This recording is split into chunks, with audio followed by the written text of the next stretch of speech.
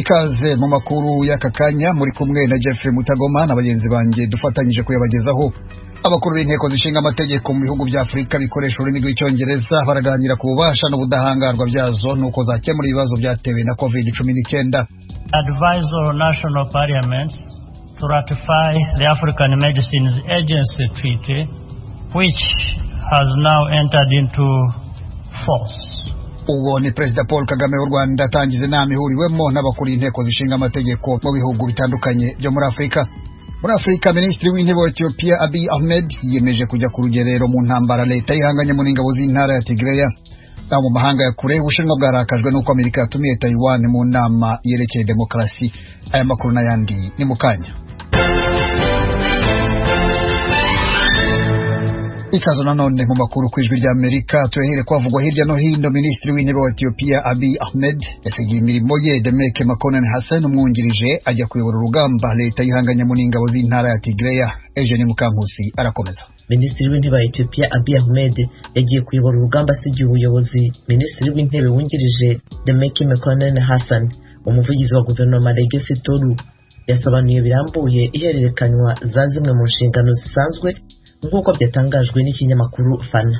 Abiy yatangaje mu ijoro ryo kuwa mbere ko afite umugambi wo kwigira ubwe kuyobora urugamba ku ngabo za Tigray n'inshuti zazo. Yanditse agira ati, reka duhurire ku rugamba, igihe kirageze cyo kuyobora hakoreshejwe kwitanga. Mu kwezi gushize ingabo za Tigray n'abafatanyije nazo bakangishije kujya mu murwa mukuru Addis Ababa. Banakoze imirwano ikaze bagerageza gufunga umuhanda uhuza igihugu kidakora ku nyanja. Ethiopia n'icyambu gikuru cya Djibouti. Ejo kuwa kabiri, intumwa yihariye Amerika Jeffrey Feltman yavuze ko ingabo za Ethiopia n'abarwanyi bo mu karere babashije kubuza abanyatigray gufunga uwo muhanda. Cyakora ingabo za Tigray zashoboye gukomeza urugendo mu majyepfo zerekeza Addis. Umuvugizi w'igisirikare cya Ethiopia ntiyasubije ubwo yarasabwe kugira icyo avuga. Urakoze Eugenie. Maroc na Israel uyu munsi kuwa gatatu byashyize umukono ku masezerano yo gufashanya mu byerekeye gutabarana i Rabat. Fidel niyo ngabo nibyo tubwira. Ni nyuma yuko ivyo bihugu byombi bikomeje imigenderanire hagati yavyo mu mwaka uheze. Mushikanganje w'ukwivuna abansi wa Israel Benny Gantz yateye igikumu kuri ayo masezerano n'umushikanganje w'ukwivuna abansi wa Maroc Abdelatif Rudiyi, nguko bitangazwa n'umuvugizi w'ubushikanganje bujejwe ukwivuna abansi bwa Israel. Gantz avuga ko ari intambwe ikomeye cyane kandi ko ayo masezerano azotuma ivyo bihugu byombi bihanahana ivyiyumviro bifashanya mu bisata by'iperereza, amahinguriro n'igisirikare. Vyongeye bizotuma Israel gishorera ibidandazwa muri Maroc birimwo n'ibigwanisho. Igihe yafata urugendo umujana ku mugwa mukuru wa Maroc Rabat, Gantz yabwiye abamenyesha makuru ko agiye mu rugendo rw'igihugu wa mbere muri ico gihugu mu mabanga yiwe y'umushikanganje ajejwe kwivuna abansi. Maroc ni kimwe mu bihugu bine by'Abarabu byafashe ingingo yo kunga imigenderanire myiza na Israel mu mwaka uheze hisunzwe amasezerano yari ahagarariwe na Leta Zunze Ubumwe za Amerika. Urakoze Fidel. Ubushinwa bufata ikirwa cya Taiwan nk'igice cyabwo bwarakajwe n'uko ubutegetsi bwa Perezida Joe Biden wa Leta Zunze Ubumwe za Amerika bwatumiye Taiwan mu nama y'ivyerekeye demokarasi iteganijwe mu kwezi gutaha. Fidel niyo ngabo urakomeza. Inama nk'izo bibaye ubwa mbere ni gipimo ku cemezo Biden yafashe igihe yashikiriza ijambo rya mbere ryerekeye politike yo hanze inyuma yahafatiye ubutegetsi mu kwezi kwa kabiri k'uyu mwaka. Ico gihe yavuze ko Amerika izoje imbere y'ibindi bihugu byo ku isi mu rugamba rwo guhangana n'ibihugu bigendera ku ntwaro z'igitugu biyobowe n'Ubushinwa hamwe n'Uburusiya. Ibihugu 110 bizokwitaba iyo nama ku itariki 9 n'iy'icumi y'ukwezi kw'icumi na kabiri hisunzwe uburyo bwa none bwa video. Ubushinwa n'Uburusiya ntibiri kuri urwo rutonde. Iyo nama izoba ifise umugambi wo gufasha mu gikorwa cyo guhagarika ibintu byose bisubiza inyuma demokarasi, agateka ka muntu n'ubwigenge ku isi. Umushikiranganje ajejwe imigenderanire wa Taiwan yatangaje ko kuba igihugu ciwe catumiwe kwitaba iyo nama yerekeye demokarasi vyemeza utwigoro twaco tugushira imbere imico ya demokarasi n'agateka ka muntu tumaze imyaka itari mike. Ubushikiranganje bujejwe imigenderanire bw'Ubushinwa bwatangaje ko budashigikiye na gato ingingo yo gutumira Taiwan muri iyo nama. Umuvugizi w'ubwo bushikiranganje Zhao Lijian yabwiye abamenyesha makuru ku mugwa mukuru Beijing ko kuri Amerika demokarasi ari uburyo bwo gushira imbere inyungu za politike zigenewe kuganza isi. Mukomeje kumva radio ry'Amerika ivugira i Washington DC mu Kinyarwanda no mu Kirundi. Muje no kuri weshatu radio yacu voa.com mukurikire aya makuru. Kuri Facebook na Twitter muradusanga kuri @voa radio yacu. Mukanya turaje mu makuru avugwa mu karere k'ibiyaga bigari byo muri Afrika. Amakuru tuyahere i Kigali mu Rwanda hateraniye inama ya 17 y'abaperezida b'inteko zishinga amategeko zo mu bihugu bikoresha ururimi rw'icyongereza mu karere ka Afurika. Perezida Kagame w'u Rwanda afungura iyo nama yasabye abayitabiriye gushyiraho amategeko afasha ibihugu bya Afurika kubaka urwego rw'ubuvuzi ruhamye no guhangana n'ibibazo byatewe na COVID-19. Asumta Kaboyi nibyo tubwira. Iyi nama yitabiriwe n'abayobozi b'inteko zishinga amategeko za bimwe mu bihugu bya Afurika bikoresha ururimi rw'icyongereza. Mu byo baganiraho harimo ingingo yerekeranye no gukoresha ikoranabuhanga mu mikorere y'inteko zishinga amategeko, kureba ubudahangarwa bw'inteko n'uburyo bwo kuzifasha gukora binyuze mu mucyo. Ibiganiro biyitangirwamo kandi biribanda ku ruhare rw'inteko mu iterambere rya sosiyete, ububasha bw'inteko n'icyo ubudahangarwa bwazo buvuze, uburyo zafashwa kuzuza inshingano zazo nuko zahindura imikorere bitewe n'ingaruka za COVID-19. Afunguriye inama ku mugaragaro, umukuru w'u Rwanda Paul Kagame yagarutse ku ruhare abagize inteko zishinga amategeko za Afurika bagize mu guhangana n'icyorezo cya COVID-19. Yibanze ku biganiro biganisha ku kwimakaza ikoranabuhanga mu mikorere y'inteko zishinga amategeko no kuvugurura uburyo bw'imikorere ikwiye, by'umwihariko nyuma y'ingaruka zagizwe na COVID-19. Umukuru w'igihugu yasabye abagize izi nteko kwihutira gusinya amasezerano yemeza ishyirwaho ry'ikigo nyafurika cyita ku miti. I advise all national parliaments to ratify the African Medicines Agency Treaty, which has now entered into. Aragira ati, ndakangurira inteko zacu kwemeza amasezerano agenga ikigo cya Afurika gishinzwe. Aya ni amasezerano akomeye azadufasha kugira ngo imiti ndetse n'inkingo bikorerwe muri Afurika kandi bikorwe bifite ubuziranenge bwizewe. Aya masezerano ni ingenzi kuri Afurika kuko tukirambirije cyane ku nkunga y'amahanga mu rwego rw'imari ishorwa mu buzima. Iki cyorezo cyatweretse intege nke za Afurika ndetse kinasubiza inyuma ibyiza byari bimaze kugerwaho. Muri 2019 nibwo inteko y'umuryango wa Afurika yunze ubumwe yatangije umushinga wo gushyiraho iki kigo nk'uburyo bwo gufasha umugabane kuzamura ubuziranenge bw'imiti iwukorerwamo. Kugeza ibihugu 28 byiganjemo ibyo muri Afurika y'Uburengerazuba nibyo bimaze gushyiraho umukono kuri aya masezerano, muri byo 10 ntibirayemeza. Izindi ngingo Perezida Paul Kagame yagaragaje nk'izikeneye ubwihutirwe zirimo kwihutisha imikoreshereze y'ikoranabuhanga no kugena uko ingengo y'imari ikoreshwa. Justin Musuri, Perezida w'inteko ishinga amategeko ya Kenya, akaba n'ukuriye ihuriro ry'inteko zishinga amategeko z'imiryango y'ibihugu bihuriye ku rurimi rw'icyongereza ishami rya Afurika, mu ijambo rye we yibanze cyane ku kibazo cy'imari ishorwa mu by'ubuzima. Limitations in health financing are far below the 15% of annual budgets agreed upon by heads of states of African pandemic. Aragira ati, ubushobozi buke bwo kubona imari yo gushora mu buzima bwagabanutseho 15% ugereranije n'ingengo yari yemewe mu nama y'abakuru b'ibihugu yabereye muri Nigeria mu mwaka wa 2001. Icyorezo cya COVID-19 cyahungabanije bikomeye urwego rw'ubukungu. Iki cyorezo kandi cyatumye ubushobozi budashyirwa mu nzego zikomeye nk'ubwo kwihaza mu biribwa, ubuzima bw'imyororokere n'izindi gushorwa mu bikorwa byo kurwanya icyorezo. Iyi nama yitabiriwe n'abagera kuri 800 muri Kigali Convention Center, mu gihe abandi bari kuyikurikirana bifashishije ikoranabuhanga.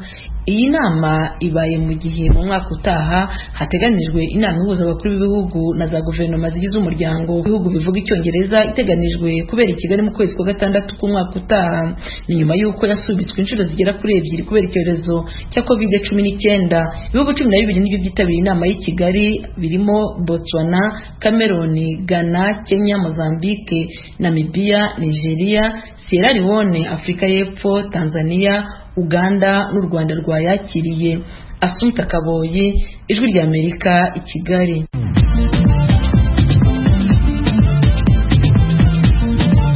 Ijwi ry'Amerika. Mu munota umwe gusa uramenya amakuru ya Afurika kuri radiyo Ijwi ry'Amerika buri munsi. Reba video y'umunota umwe ku Ijwi ry'Amerika ni ku rubuga rwa Facebook ku Ijwi ry'Amerika. Video y'umunota umwe gusa, inkuru nyamukuru kuri Afurika. Ni ku rubuga rwa Facebook rw'Ijwi ry'Amerika. Adresse ni VOA Radio Yacu.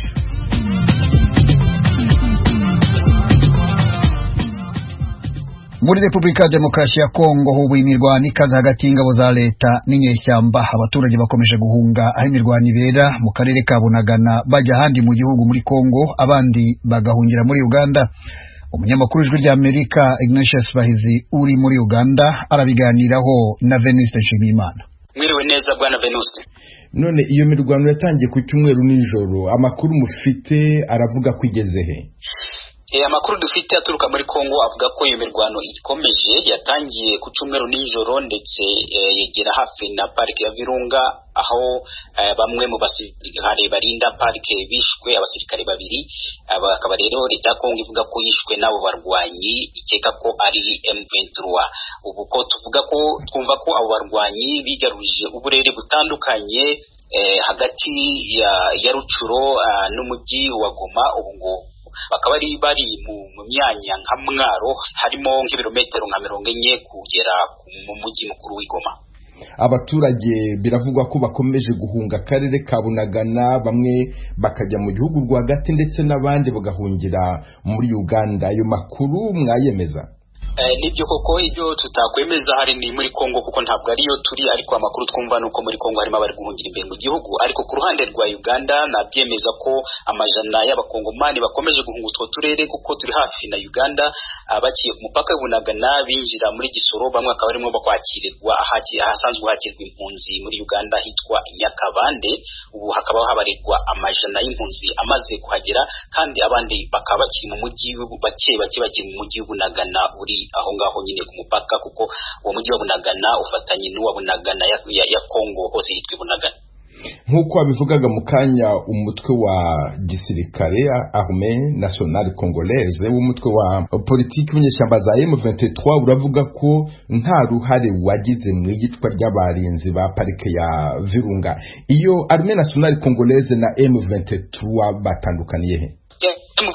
Twari usanzwe tuzi ko ari we mutwe twonyine muri ako karere urwanya ubutegetsi bwa Kongo, kandi akaba ubwo 2013 ubwo baneshejwe kuri ubwo butaka bagahungira muri Uganda. Ariko ukurikije umuvugizi w'uwo mutwe w'Iringoma ngo baratashi ubu ngubu bose bari muri Kongo, kandi bategereje ko ya Kongo yashyira mu bikorwa amasezerano bagiranye. Ariko avuga ko ubu ngubu bafite umutwe w'igisirikare uyobowe na General Sultan Makenga, kandi na Betura Bisimwa uyobowe wa politike wa M23. No kuvuga ko igishasha muri ibyo bamaze gutandukanya igisirikare na politike. None iyo bavuga ko bavuye muri Uganda basubiye muri Kongo, bahavuye ryari, bari hehe muri Kongo? Bavuga ko bavuye muri Uganda hashize imyaka hafi 4 bavuye muri Uganda. Nibutse ko bamwe muri abo barwanyi ba M23 bamaze guhungira muri Uganda, bashizwe mu kigo cya gisirikare cyo muri Uganda, aho bakumuwe mu bihe bari mu biganiro kugeza igihe bamwe batangiye gutaha, ndetse mbere yuko bamwe bataha bamwe bagiye bitanga mu maboko y'igisirikare cya Kongo. Rero barimo kuvuga ko ubu bafite ibirindiro byabo hafi na Rucuro, ngo niho bari bicaye imbere mu gihugu, batarimo kurwana, bo bategereje ko Perezida Tshisekedi yazashyira mu bikorwa amasezerano y'i Nairobi basinye na butegetsi bwa Kabila. Ubu ko bo badafite impamvu yo kurwana, kandi bazi ko hari amasezerano bategereje kwashirwa mu bikorwa. Akaba rero bahakana ibyo kuvuga ngo mu ntambara barimo kurwana, ngo bishaba garde park, ngibyo nibyo leta abantu bavuga, ariko bo ntabwo aribo. None ko leta ya Uganda yari yarabakiriye ikabashyira mu nkambi nk'uko wabivugaga, bajya kugenda bigeze bayisezeraho, ubutegetsi bwa Uganda bwaba buzi ko nta musirikare n'umwe wa M23 uri ku butaka bwa Uganda? Icyo tuzi cyo nuko hari abasirikare benshi ba M23 bo Uganda gisezerera bakiye ku kibuga cy'indege Entebbe, bagataha bakaja muri Kongo, abandi bakakirirwa ku mipaka. Ariko hari n'abandi bari barahawe ubuhungiro mu makamba atandukanye muri Uganda. Abo ntabwo tuzi neza niba baratashe cyangwa n'abakiri mu gihugu. Ariko leta ya Uganda yanaje gutangaza ko umuyobozi wa M23 wa gisirikare General Sultan Makenga yaje kuva muri Uganda atamenyesheje ubutegetsi bwa Uganda, agasubira muri Kongo akagenda n'abasirikare be. Bivuze ko uwo mugabo yagiye Makenga yagiye n'abasirikare be n'abarwanyi be, ariko ngo bagenda batabwiye ubutegetsi bwa Uganda. Ubwo rero niba haba hari abasigaye bigisha imbere mu gihugu, ntabwo leta ya Uganda ibisobanura, ariko leta ya Uganda icyo ivuga nuko M23 yose yatashe. iyo mirwano yubuye muri ako karere k'uburasirazuba bw'amajyaruguru ya Repubulika ya Demokarasi ya Kongo, aho Uganda yari ifite gahunda yo kubaka imihanda, izo gahunda ubwo ntabwo zizahungabana? Nibyo ko yashize n'ibindi byumweru birabaye ikindi gitero gikomeye cyane aho muri za Runyoni na Cyanzu, aho ibihumbi n'ibihumbi by'abantu bahunze icyarimwe bagahungira muri Uganda. Ariko leta ya Uganda yivuga ko nubwo haba ari iyo mirwano, iyo iziko yo na leta ngenzi yayo ya Kongo ya Perezida Tshisekedi kubemeranyije ku byo kubaka imihanda muri Kongo, kandi ko bizakomeza ari nta kibuza ko bizera ko leta ya Kongo izakemura icyo kibazo cy'umutekano muke muri iyo nzira kugira ngo batangire ibyo bikorwa. Nakwibutsa ko ku ruhande rwa Uganda aho biteguye ndetse batangiye no kubaka bimwe mu bigo byabo ku ruhande rwa Uganda ibunagana bazakoresha bashyiramo ibikoresho byo gutangira gukora umuhanda ku ruhande rwa Kongo. Ignatius Bahizi, umunyamakuru w'Ijwi ry'Amerika muri Uganda, ndagushimiye cyane kandi nkwifurije umunsi mwiza. Murakoze cyane bwana Venuste Nshimiyimana, namwe ndabashimiye.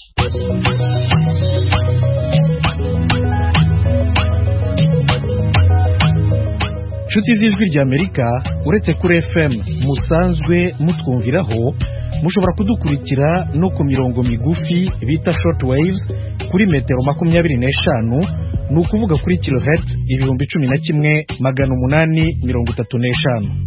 Buri munsi ni kuva ku wa mbere kugera ku wa gatanu, kuva saa 2:30 kugera saa 3, no kuva saa 3:30 kugera saa 4 ku mugoroba. Ku wa gatandatu ni kuva saa 12 kugera saa 12:30 ku mugoroba. Ijwi ry'Amerika kuri metero 25, kilohertz 11,835.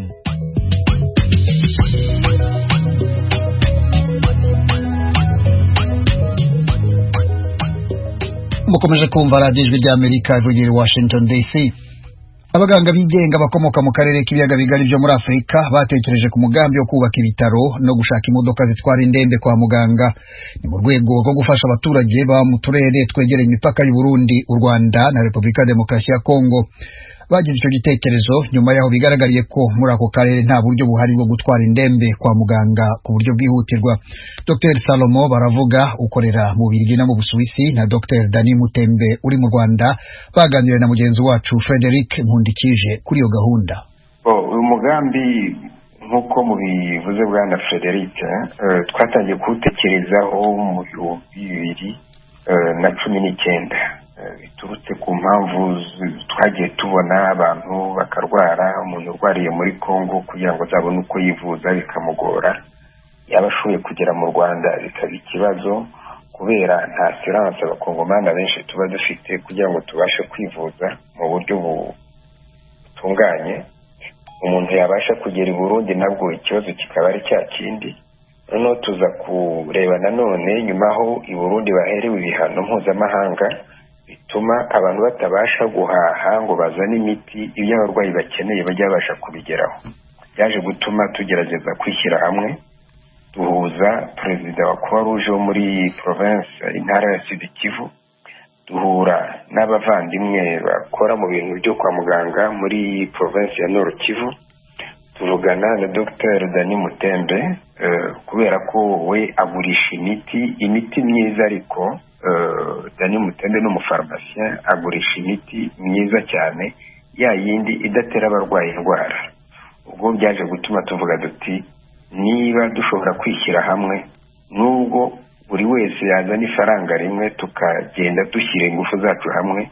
Ubwo namaze kuvugana n'abakora kwa muganga i Burundi, notamment navuga Dr Nzeyimana Sylvain, akaba ari we president de l'ordre des médecins burundais, akaba na médecin directeur w'ibitaro byitwa Kira Hospital, ibitaro by'abantu bikorera ku giti cyabo byigenga, ariko bose bahuriye ku kintu kimwe, nuko n'abaganga nabo. Nuko ubwo byaje gutuma tuvuga duti tugerageze gutekereza turebe icyo dushobora gukora kugira ngo abantu be gukomeza kujya bapfa nk'isazi. Yego me Dr Salomo, nuko byatangiye. Yego me ikintu rero ngo tubwira muri iki gihe kimeze nk'intambwe mumaze gushika ko umugambi nk'uyo n'umugambi usaba umutahe ukomeye cyane gose kuvyerekeye cyane cyane umutahe murashaka kutubwira aho mugejeje ico gikorwa?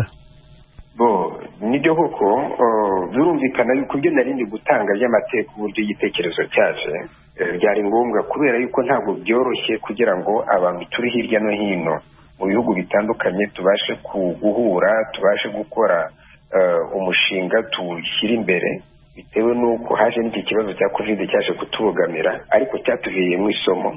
Bityo rero ejo bundi twabashije gukora akantu gakomeye cyane kuko twabashije kugenda duhurira i Kinshasa aho twahuye n'abategetsi ba Kongo mu nzego zose zo hejuru. Twahuye nabo tubabwira iki gitekerezo uburyo kimeze, tubabwira umushinga rwose ko bagomba kudushyigikira kandi barabitwemereye. Iyo ni intambwe ikomeye cyane kuko burya ngo muganga avura umurwayi iyo umurwayi azi ko afite indwara. Ikibazo gikomeye twabonaga kiri muri Kongo cyane kugira umuntu abashe kubona abategetsi ntabwo biba byoroshye. Igihugu ni kinini cyane kugira umuntu abashe kuvugana n'abantu bo hejuru mwumvikane bakwemerera ikintu byabaga bikomeye. Ariko ejo bundi twabigezeho cyane muri Sena ya Repubulika ya Kongo. Habaye umunsi wo gushyigikira abantu bikorera ku giti cyabo. Uwo munsi wari utangijwe na perezida wa Sena nyakubahwa Modeste Batilukwebo niwe wawukoresheje uwo munsi. Natwe rero tuboneraho nyine tubizamukiraho turagenda tubonana nawe turabimubwira. Tumaze kumubwira atubwira ati nimutera imbere turi kumwe nzabatera inkunga mu byo ushobora byose mu nzego zose z'ubutegetsi. Icyo muzaba mukeneye muzajye mumbwira nzabibashyigikiramo. Ubwo tukumva rero ko icyo kintu iyo ni intambwe ikomeye cyane ko perezida wa Sena muri Kongo niwe muntu wa kabiri nyuma ya perezida wa Repubulika kuba dufite inkunga dufite mbese icyo navuga le soutien mu gifaransa y'umuntu ukomeye nk'uwo nguwo mu gihugu. Turumva yuko ni intambwe ikomeye ahasigaye n'ahacu nitwebwe tugomba gutera intambwe ikurikiyeho. Ni byiza cyane rwose namwe Dr. Dani Mutembe intambwe cyo cyingiro cyanyu eka uyu mugambi mwatanguje muri kumwe na Dr. Salomo baravuga intambwe ugeze ko muyibona gute irabashimisha? Ko turi kubona bigenda neza turabona team igenda ikomera ubwo ni ukuvuga abo mu nzego zikorera mu bihugu byacu turi gukorana. Twagize ibiganiro byiza cyane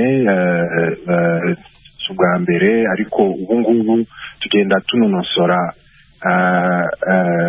umurongo tuzakufata buriya kugira ngo abantu bahure ari abantu baba expert muri mu bintu by'ubuzima kugira ngo bashyire hamwe gahunda imwe bumvikane kuri uburyo bagenda.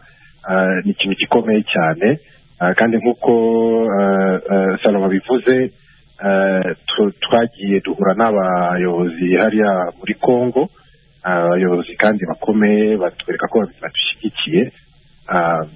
Intambwe nziza kandi turatekereza yuko biza gukomeza kugenda neza muri buriya buryo tukazagira noneho ku ntego dushaka kugeraho mu gihe kitari kirekire.